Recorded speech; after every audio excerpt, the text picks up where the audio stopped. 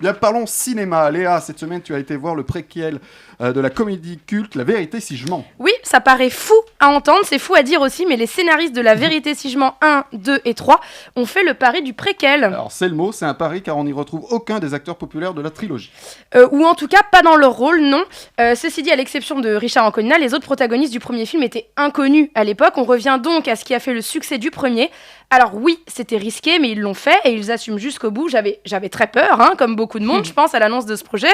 J'ai eu peur, mais surtout, je me suis dit, pourquoi ? Alors, pourquoi ? Eh ben, j'y répondrai en fin de chronique. Laissez-moi vous dire d'abord de quoi ça parle. Eh ben, c'est 4 copains qui sont sur le point de devenir les adultes qu'on connaît bien. Patrick Abitbol, le businessman, Dove, le charmeur, Serge Benamou, le mytho, et Yvan, le sérieux. Mais pas que, car chaque personnage a son petit côté plus profond. Alors, c'est pas aussi marquant que le 1, c'est pas aussi drôle que le 2, mais c'est pas aussi dommage que le 3. C'est quelque part au milieu de toute cette saga populaire et culte. C'est léger, c'est un bout d'époque qu'on se plaît à voir sur grand écran, celle de la boum, celle du service militaire. Et moi, je suis très agréablement surprise par le moment que j'ai passé devant ce film. Alors, la faute sûrement a eu l'impression que ça allait être nul à chier. Mais le fait est que je me suis pas du tout ennuyée. J'étais même intéressée par les destins, enfin les péripéties de ces 4 garçons pleins d'avenir. Parce que leurs destins, on les connaît déjà. Hein, c'est même ce qu'on adore dans les préquels. Je le disais tout à l'heure, c'est un vrai retour au succès du premier.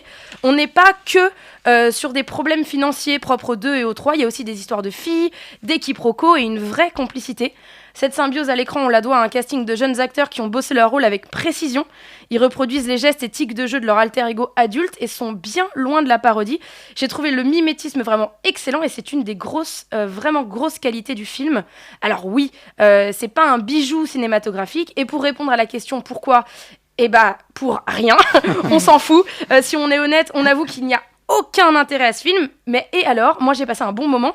Et en plus, il y a du fanservice. Pas trop, juste qu'il faut de référence au premier. Alors, je crois qu'il y a un petit clin d'œil qui t'a particulièrement plu. Oui, on y voit le jeune Rafi Stilmod, incarné jadis par le regretté Eli Kaku. Donc ça fait un petit pincement au cœur et c'est pas désagréable de lui rendre hommage comme ça. Alors, dis la vérité à nos auditeurs, c'est pas ça qui t'a vraiment plu. Effectivement.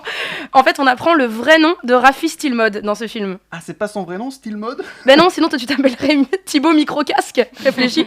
Dans son vrai nom, on l'apprend donc 20 ans plus tard, c'est Rafi Marciano. Voilà, comme moi. C'est pour ça que le film t'a plu. Ouais. Qu'est-ce qu'il y a comme mytho, hein. Alors, ton conseil, Léa ? La vérité, je me suis éclatée. Bravo.